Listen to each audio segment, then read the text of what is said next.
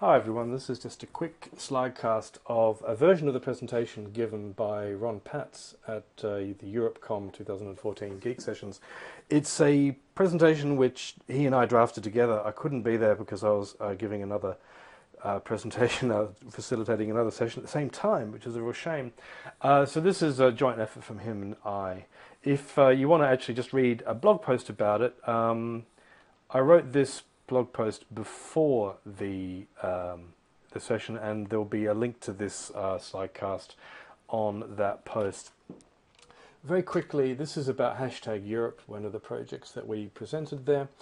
The purpose of HashTag Europe is to improve the flow of ideas across Europe, about Europe, not just Europe as a entity, but any area of EU policy, and to help ideas flow across language borders. Now, this is not building from a blank sheet of paper. We're building on a site called Blogging Portal, which has been around for quite a few years. But what we're going to be doing is we're going to be applying some really advanced technology here, particularly semantic analysis technology.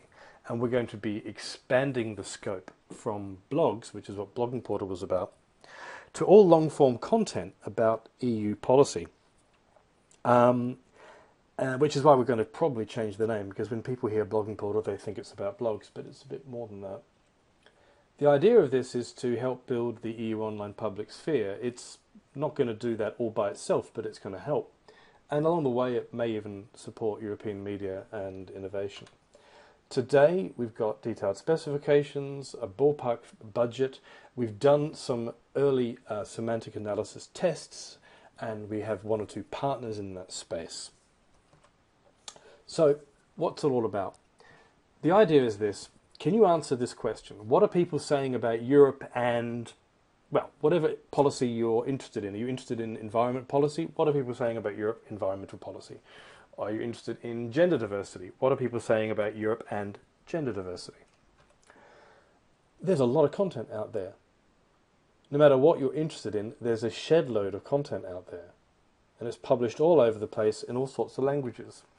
Over the 4 years of Blogging Portal, these figures are from 2013, about a year ago, it was tracking over 1,000 blogs and had almost 320,000 posts in 21 languages. That's just blog posts. Imagine how much content there is out there if you include newspapers, research papers, journals, magazines, and everything else. Honestly, no one knows what they're missing out on because nobody can possibly find all of this content. So who would want to find all this content, and why would they be interested in doing so? Well, there's a lot of different reasons, and there's a lot of different people. There's a lot of people doing research. They may be journalists doing research, or academic researchers, or they may be working for companies or governments or whatever. They need to find out, they need to keep track of the latest ideas, the latest results, what people are saying, etc. And also, who is it that's saying it as well? You know, who are coming up with these new ideas? And those people who want to engage in that sort of conversation about European policy in a particular area, they know more than anyone that if you want to engage in a conversation, you need to know where the conversation is. So that means that there's a whole bunch of people who would find this useful.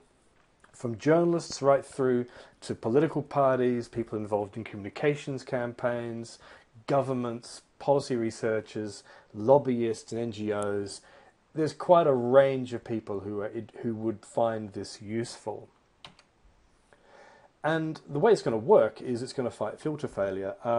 That's a better term than information overload. I guess most people, when they see this, they think, oh, well, I use Google, but something which is really focused on EU policy is going to do a lot better than Google. Let's start with Blogging Portal, this project which is like 5 years old now. How it works is this.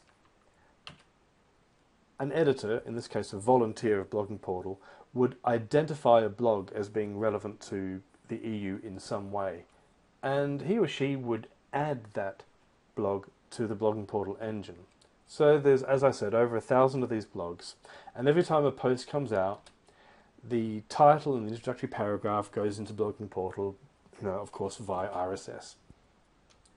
Then the editors would go into the back office of Blogging Portal and they would tag each post so you could find it using tags. They would say this is about environment policy, or this is about innovation policy, or something like that. And they would also highlight the best posts, give it a little yellow star. These best posts would go out to subscribers and to followers, of course, but most people come to the site and they would be able to find posts of interest to them by using the tags and by search. I want to stress something here. Blogging Portal does not host the content. It's just a content discovery engine. The user is sent back to the original content. So the person who produced the content benefits from this because it brings a wider audience to their content. They see the traffic. The trouble is this: the editors all sort of grew up, finished university, got married, got careers, got kids, and they stopped doing this volunteer effort. They stopped tagging, in particular, they stopped tagging the posts. Also, blogs are of limited scope. They were very sexy 5 years ago, less so now. But the most important thing is that if people aren't tagging this stuff, then you can't find this stuff. And in case search never worked anyway, because you could only search a description of the blog and not each individual post, because we didn't have the content of the individual post. And finally, there was never any promotion of it.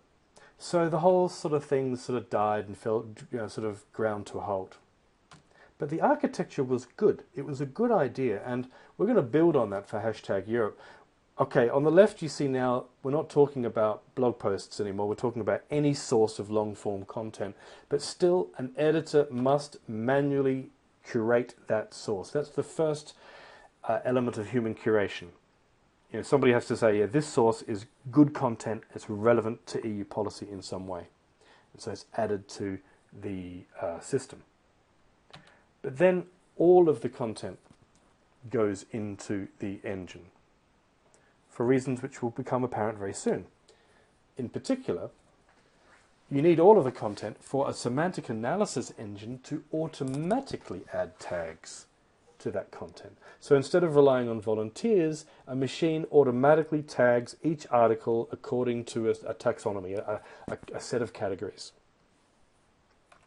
Now, of course, editors can still get involved, can still log into the back office, can validate the work of the semantic analysis engine. And in fact, if they do that, a good semantic analysis engine can actually learn and get better. And the editors can also highlight the best posts. But this becomes optional, so hashtag Europe can run and be useful even without much in the way of ongoing work by editors. But most importantly, the users of the site can really find interesting posts because each post is tagged consistently. That way they can browse by tags and they can combine tags together using faceted search, which I'll explain a little bit later. In addition, search will work really well because we have the entire content in the system. And we may also bring in a Reddit-style functionality where users to the site can upvote their favorite posts. We'll see whether that becomes useful. Again, the best articles will be sent out by social media and by newsletter.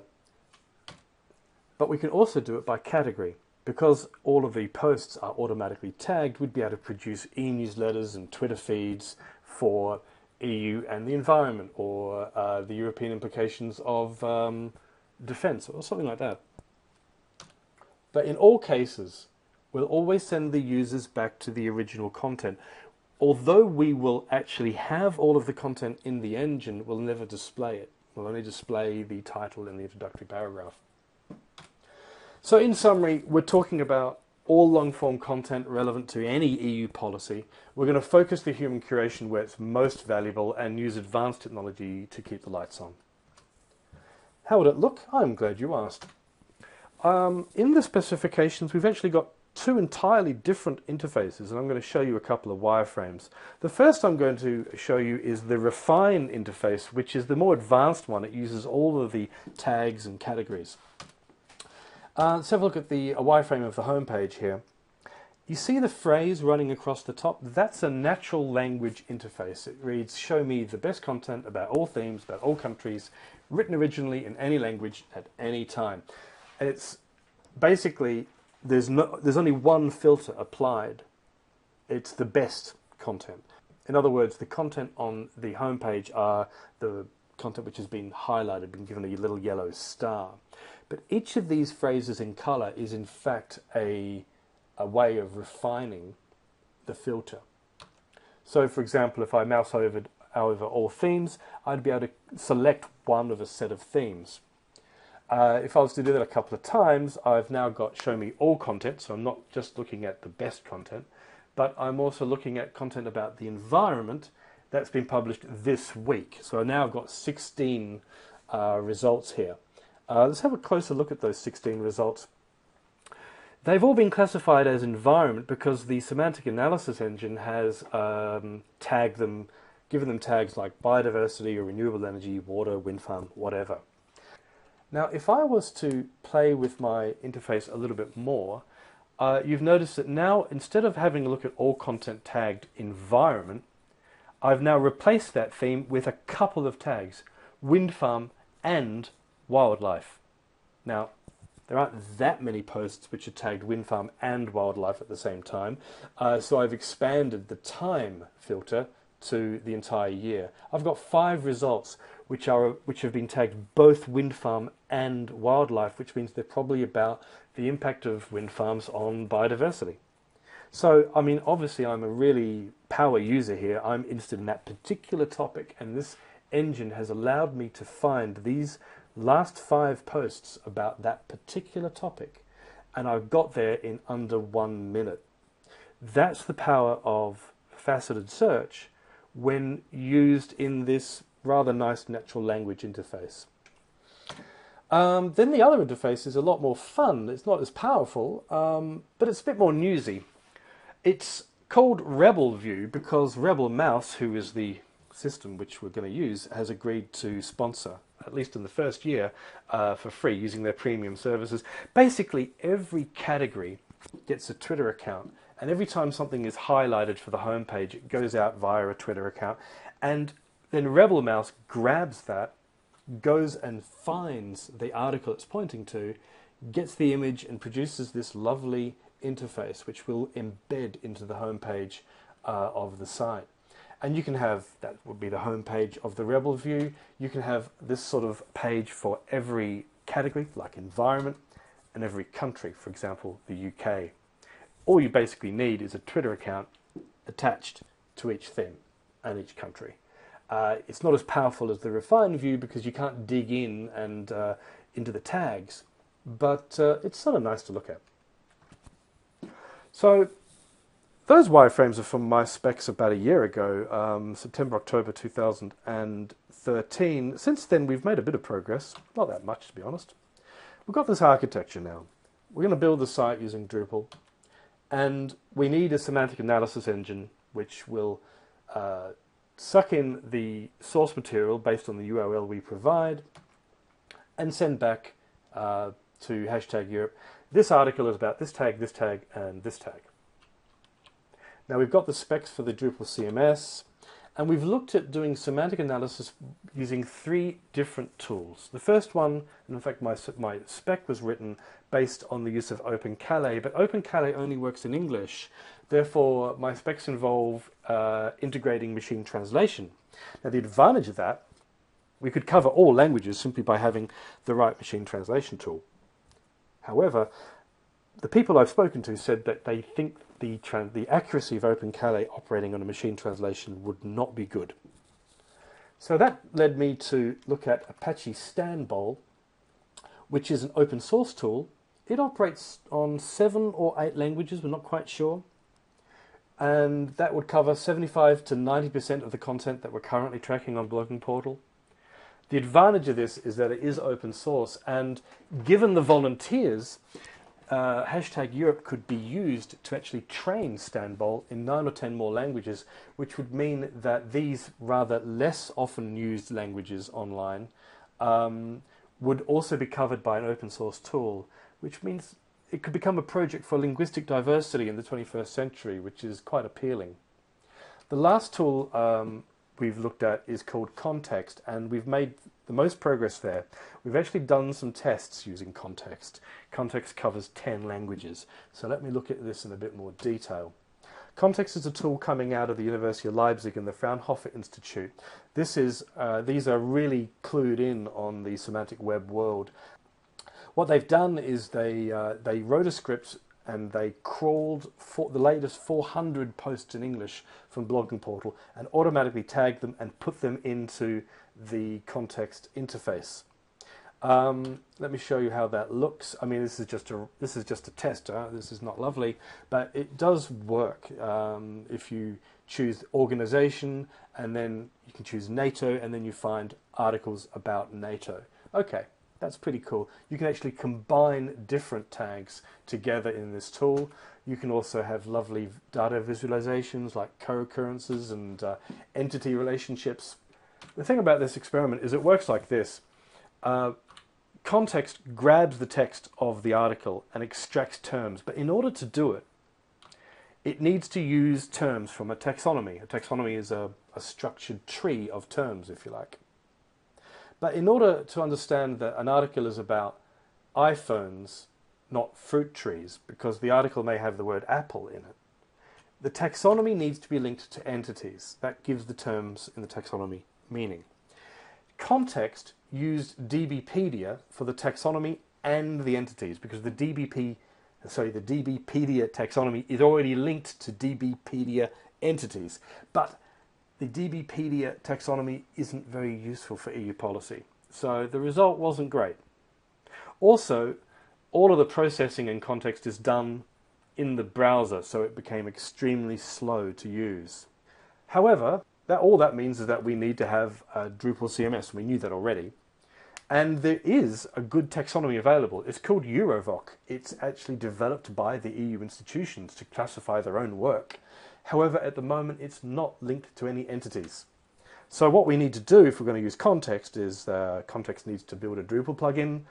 They need to integrate with EuropCom, and EuropCom needs to be linked to DBpedia or some other set of entities. All of this is quite possible, by the way. This is not rocket science. It's not even very expensive. So that's where we are right now. In summary, this is about helping stimulate a European market for ideas, to improve idea discovery about any policy with an EU dimension. You've got to remember that Europe should be the most innovative environment on Earth, because innovation comes from taking ideas from different cultures, different perspectives, even in different languages, and mashing them together. That's where innovation comes from. So Europe should be really innovative, but it's not, and there's a reason for that. Hopefully with hashtag Europe, we're going to lower the barriers to finding good quality content about EU policy. That will make it easier for the producers of that content to build an audience. And that will therefore stimulate the production of content, because if it is easier to build an audience, then it makes more sense to create good quality content. If you stimulate the content and you make it easier to find, you're going to grow that conversation. You're going to grow the number of people who are engaging with this conversation outside of their national borders. That will raise the rewards even further for creating more content. So you will go from the sort of vicious circle we're in today into a virtuous circle in the future. That's the theory anyway. Basically, we see hashtag Europe as a business solution to a social problem, and we're looking for sponsors. So we need a certain amount of funds to rebuild the entire site, and then we need a smaller amount of funds every year just to keep the lights on and obsessively improve the site and promote good content, and basically helping good ideas flow. So we are moving on to the next stage, which is seeking sponsorship, and if you have any ideas about who would like to help, do get in touch. Thank you very much.